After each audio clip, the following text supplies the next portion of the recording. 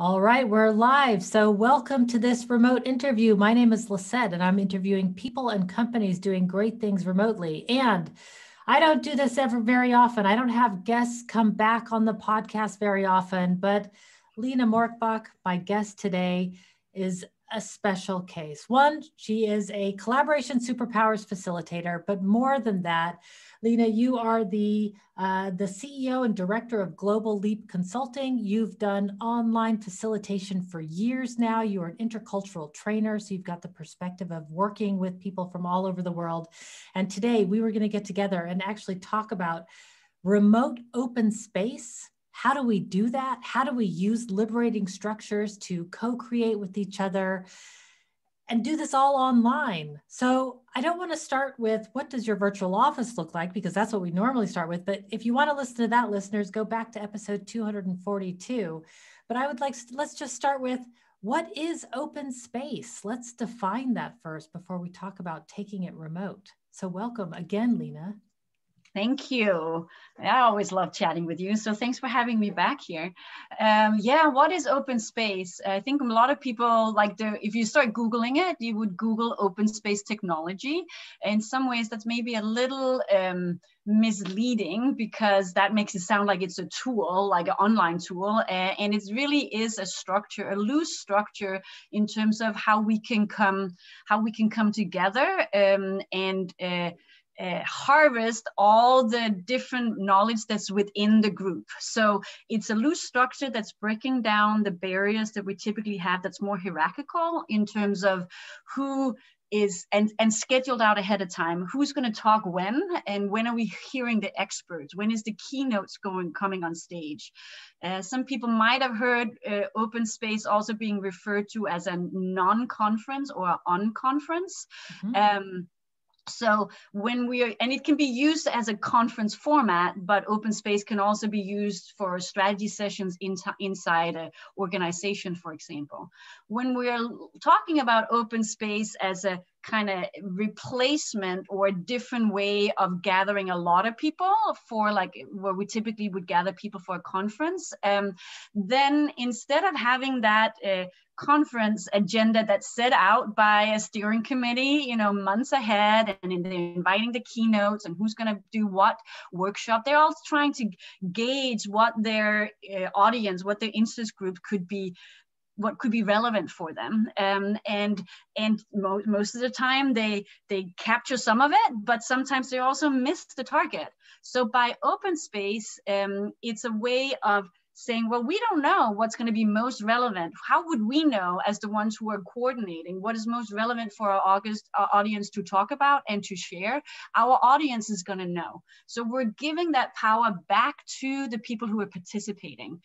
So open space is where there is no agenda that's set. When we are coming together in open space, we're literally opening up that space. We're opening up the circle. Typically an open space is a big circle when it's in a physical space where everyone's sitting in a circle and they can then pitch their ideas of what they want to be talking about. And they write it on a piece of paper, their compelling idea. And that might be something that they've done research on.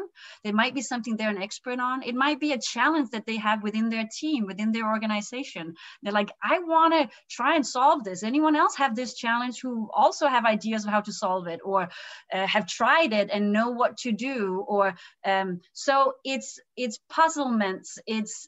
It's things that we don't know how to solve. It's things that we're curious about.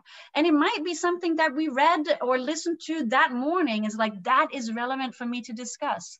So when we're coming together at Open Space, we're defining that space of what is relevant for us to talk about right now in this space. So there's different rules and also different roles in open space. And some of them, and one of them is the right people are going to be here and it's going to be at the right time. So instead of having this idea of like, oh, we're a success if there's 20 people here, or we're a success if there's 3,000 people here. It's like the people who are drawn to this and the people who are supposed to talk about this and solve this right now, they're here. Trust that. And what we're supposed to be discussing is going to happen because that's going to bubble up when we're having this structure where we're opening it up. So everyone is pitching their ideas. We're having a big wall typically, or what we're calling the marketplace or the bulletin board, where all those topics are being put up. And then we take a little bit of a step back and saying, oh, is there any alignments that needs to happen? Maybe some people's like, you suggested that topic and it's very similar to what I suggested. How about we host this together?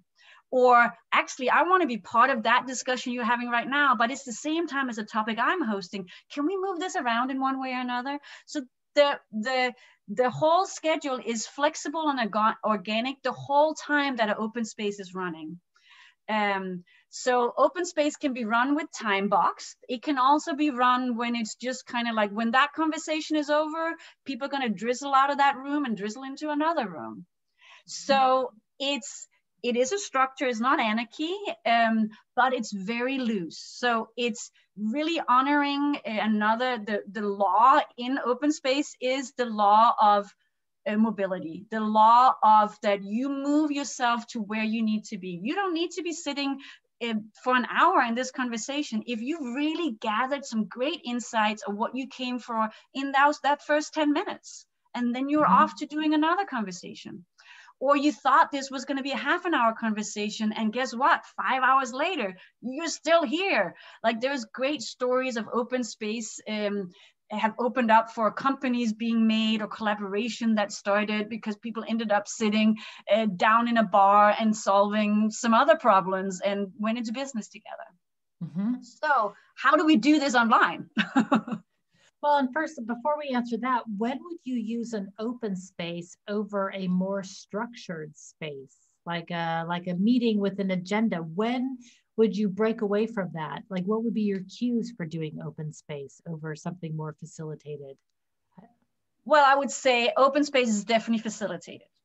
So an open space would always have one or several open space facilitators who are opening up that. There's always a theme. There's always like, what is the overall umbrella that we're discussing? If it's inside an organization, it'd be like, we have this quarterly strategy that we're defining. Or if it's a conference, it's like where is agile going for the next 6 months, or how is remote working efficient for us, or there's an overall theme. So someone is holding that space, opening up that space, storytelling within that circle, making it all those making defining the space for us, inviting it, making sure that it's open. So it is a facilitated space, but it's not facilitated in a way that there's a set agenda and someone had made those decisions ahead of time. The decisions are made by the people in the space. And by that way, I would say you could use an open space at any time, or you can use that mentality at any time. Some of the things that I do and coach people on and teach people in terms of facilitating just workshops is to be better at designing and curating our space for those choices for our audience to go in and make those choices. Our audience has tons of knowledge. They have tons of expertise, and they know what they're looking for. They know what issues they're up against. They know what questions they want solved.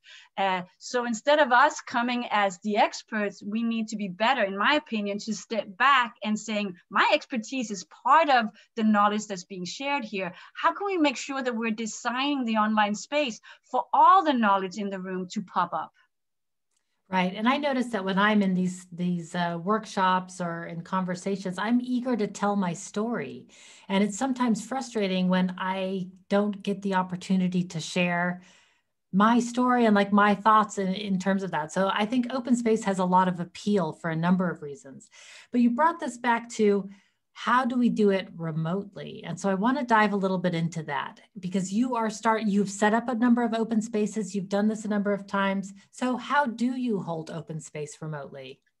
I think you definitely need to take a step. Anytime you do something that is defined originally in the face-to-face setup, you need to really take a step back and analyze and have some deep reflection around how can you make sure that you are honoring some of those same principles online, but also expanding what it could be, because the online forum is more than we have in our face-to-face. There's also limitations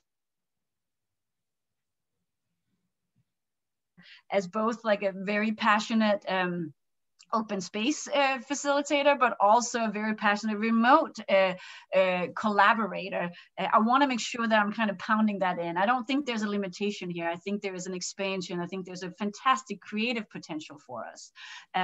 So when we are doing open space online, the things that I've been doing online has definitely been looking at what tool can really honor, especially this law of mobility, that we can move in, that if we're not defining what conversations people are in, that we can go in and choose where we want to be present at any given time.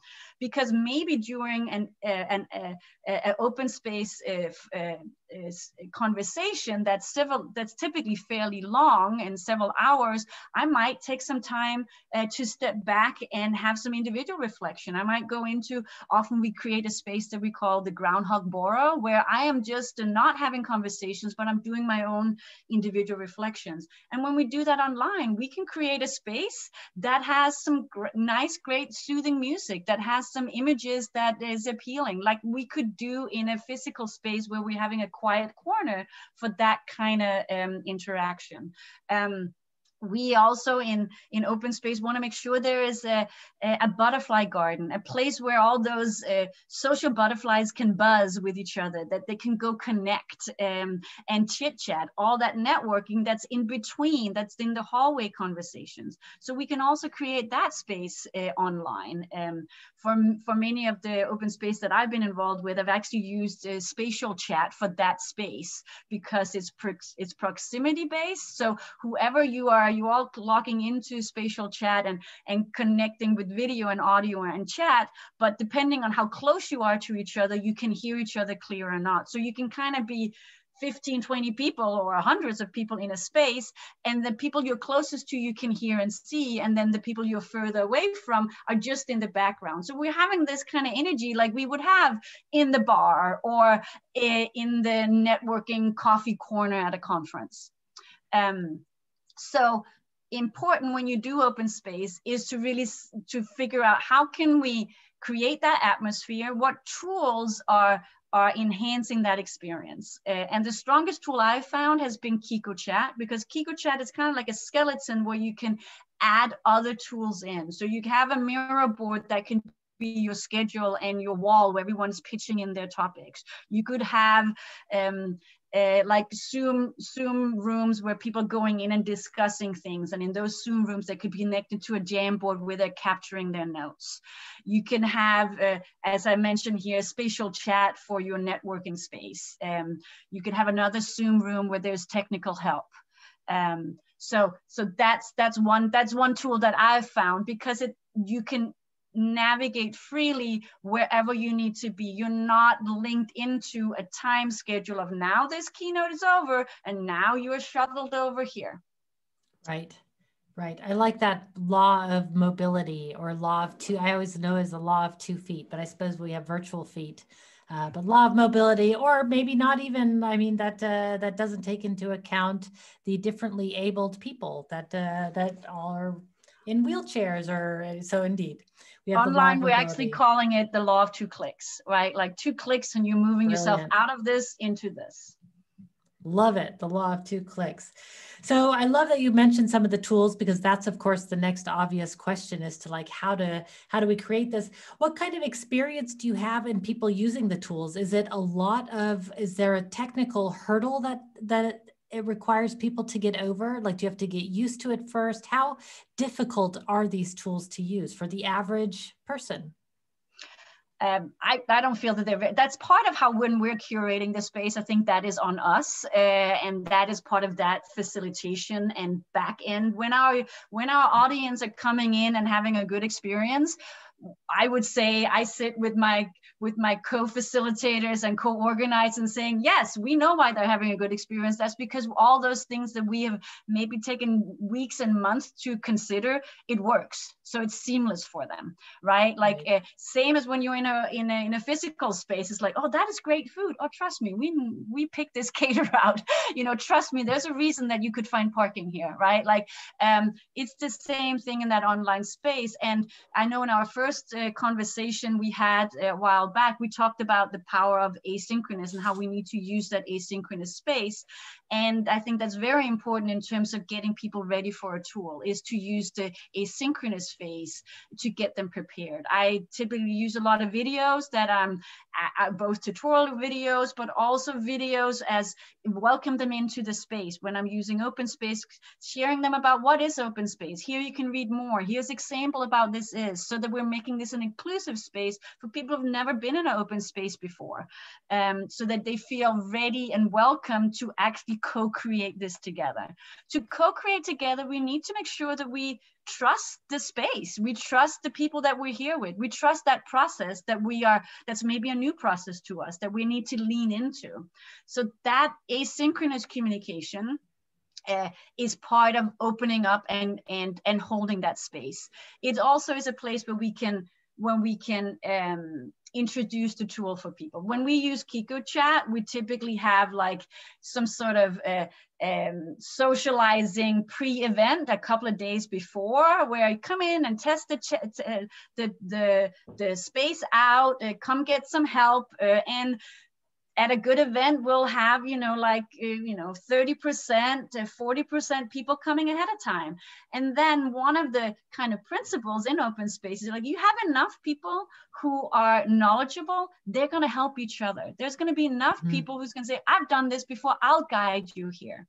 A big piece of open space is honoring the knowledge and that expertise in those very fully capable adults who's here. We don't have to hold their hands. They are fully capable, and let's empower them. Let's design a good space for them and trust that they know how to run with this. So is it intimidating for a facilitator in this? Because, if I'm giving a workshop, if I'm facilitating, I've got an agenda and I know what's going to happen. I'm going to lead people down this road, and then we're going to take a left here. We're going to do this exercise. In an open space, you're sort of leaving it up to chance. You don't know what's going to happen. Is that scary in any way as a facilitator? How do you deal with that? It is a different mindset, very different mindset as a facilitator. And you need to also trust those principles, right? Like the right people are going to show up. The right thing that needs to be happening in this space will be happening. And that success criteria is not about the masses, but about what value came out for those people there. So yes, you need to have a good amount of, I would think you would need to have people who start in open space, they're typically being mentored by other open space facilitators. You want to play around with those kind of structures. Liberating structures is a place where you can start playing around with a lot shorter formats, holding lean coffee meetings within your team. Lean coffee meetings are meetings with no agenda that's set ahead of time. So typically asynchronous in, for example, a Trello board will capture what are the things most important for us to discuss in this meeting. We'll then start our meeting, we'll vote on what is most important, and then we will then take the most important, the things that has floated highest and gotten most votes, we'll start discussing those and we'll time box it. And then we'll vote on, after 8 minutes, for example, are we done with this topic, or do we need to talk more about it? If people need to talk more about it, we'll continue talking. So we might not cover all topics that was put forth in the, for example, hour of our meeting, but we're again honoring what's most important for us to talk about, and we'll talk about it until we're done. And there's things on that agenda that other people then that needs to connect on one-on-one, or that will float over to our next meeting, or someone will solve, but it wasn't relevant enough for all of us to spend all our time on it. So there's a very democratic process of what floats up, of what is needed for all of us. So I would say, if you want to facilitate open space, try with some of these other structures that have some of the same elements in it, that you are facilitating and holding the space for what bubbles up and what's relevant. And then you need to learn how to pivot that and work in that space. So there's different techniques for that of you know, voting, having heat maps, what bubbles up, but also within yourself as a facilitator, creating a very, my dear friend and co-facilitator in open space, April Jefferson, often talks about also making sure that we're creating that breath, because part of that breath is that people start reflecting and start thinking, well, what do I want? What is most relevant for me? Where do I need to go right now? What conversation am I adding to, or where do I need to now stand back and do some individual reflection? You need to look at your FOMO, you know, like afraid of missing out, like where do I need to be? And prioritizing my time and my focus right now. So that creates breath. So part of these techniques is to create that breath for people as well. So what would you say, what makes a good remote facilitator for these spaces? Like, what are the qualities? I mean, and I know I'm putting you on the spot here because it's a little bit tough, but what are the qualities of a good, let's say a good open space facilitator that's doing it remotely? Like, what makes you so good, Lena? Because you are really, really good. Well, I would say I learn a lot from April Jefferson, my colleague. I learn a lot from the people that's part of facilitating the 24-hour open space that we've done in September in 2020, and we're doing our next one in May 2021. We are 12 facilitators who are holding that open space for a full 24 hours to go around the globe. So I'm learning a lot from those. From my fellow open space facilitators there. I think a humbleness around and not having your own agenda and your own needs being met, really making sure that you are picking up what are bubbling up for people. What conversations do they need to have? Is there resistance here? Do they know what to do? Let them run with it. Do they seem to need to have a little bit more space to meet with each other? Are we doing some more peer-and-peer conversations, some more breakouts so they can learn from each other? Do we need to, does it seem like a trusting space right now that people can come up with hard questions, dive into things where they're disagreeing, or have we not established that yet? You know, so it is reading that room, and it is, as I mentioned before, curating the space so that even before people step in, they're having a sense that this is the kind of online room and space that's being created where they're being held. That is also where the inclusion and equity comes in. Like, are we equipping everyone in terms of language barrier, in terms of professional background, in terms of tech savviness, to feel that they're welcomed in this space? Oh, I love that. So I like that you use the word humbleness, because I was thinking, I don't know what the word was that I was thinking, but it sounds like you have to just be a really good listener, like listening to what is it that people need, and then making sure that need gets met as much as it can be, of course. I mean, you're not going to solve everybody's problem in every single way, of course. So very interesting. So I want to actually touch a bit on liberating structures, because it's like the hot thing right now. Everybody's talking about liberating structures, and rightly so, because the liberating structures facilitation techniques are pretty magnificent and not complicated, and there's many of them.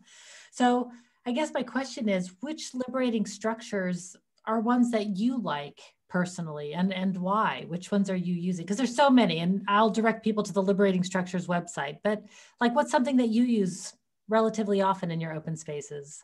I think people who use liberating structures, I mean, 1, 2, 4 all is a very easy, and everyone can just run with it. It's a short time frame, and I think it actually explains very well what liberating structures is about, because liberating structures and actually open space is also a liberating structure, and liberating structures, they keep developing. We or us or they keep developing more of them. There's 30 plus of them right now, and a lot of people experimenting using them online as well. And in my experience, most of them can get tweaked, can get adapted, can get evolving into being used in an online space as well. 1, 2, 4 all is a way that you're engaging people around a simple question, and kind of harvesting the wisdom of the crowd. At the same time as you're not just asking out, like, I mean, I've done 1, 2, 4 all in events that's like 100 people, but 100 people are feeling that they're actually being heard, instead of just those 5 people who gets the microphones or steps up and speaks up. So it basically is, the first one is 1 minute for individual reflection, quiet individual reflection around a certain topic, a certain questions that's put out there. So it's a great way to start something, or it's a great way to debrief what has been happening. Number 2 is that you're now in pairs for 2 minutes of sharing your reflection with a partner. What idea comes up between the two of you? Now you then put into, so that's just a breakout room or online, where you would then having 2 minutes together. Then you put into a breakout room now for 4 minutes with that pair you were just in, with another pair between you in the foursome. What ideas are coming up now between the 4 of you? And that's the 4 minutes. And then you come back out and having typically around 5 minutes of like, what bubbles up for all. So this is a way that with a small group or a large group, you're getting a chance for everyone to have that individual moment, being heard and having a discussion with a pair, budding up with a colleague, and now sharing in a group of 4. And that's a way that you can now see what bubbles up. What is the wisdom of the crowd? What it comes up, what is highlighted, what did we learn as a group here, instead of just what did the most outspoken extroverts learn, and we heard from those 5 people. So that's a very simple technique. That's one that I really like. Another technique that I use quite a lot with my colleagues, that's called eco-planning, and that not with my clients. I do quite a lot of work in new ways of working, and organizations who are looking deeper at where or do they need to move forward with, what needs to die down. And eco-planning is a great structure to kind of have those conversations. It's kind of like a figure 8, and then you are doing different brainstorms of where are we on the eternal journey of things popping up, and things that we need to feed, and things that we need to also honor to die down, so that new things can bubble up. So that can be very important as organizations and teams are looking at, what are we focusing on? Where do we need to invest? Are we investing in things and projects that really is draining our energy, but it's not coming up with innovative ideas? So that's another great favorite of mine. And then another one I use quite often, actually also in some meetups that I do around future of work, is one that's called Troika Consulting, where you are put together in trios, and you're taking turns being someone that's the consultant. I have like someone who is the client. I have a problem, and then the 2 other colleagues are the consultants who are then giving you feedback. So, and then you're taking turns being the one who has a problem and the experts who are giving you some advice. But there's a technique where you're turning your back. So you're just listening. You're not responding. You're just listening to what the expert are brainstorming on your own problem. So again, you are harvesting that knowledge that's in the group and their work experience, and then individuals are gaining from that, and everyone's taking turns. So I love this. So I want to, we're running out of time. I can't believe it. That went so fast. I've got tons of questions still, but okay, I'll keep it to just a couple of questions. What has changed, do you think, in terms of pre-pandemic to during pandemic in these online spaces? Are you, I mean, maybe you're not seeing changes. People were doing it before, now we're just doing it better, we're doing it more.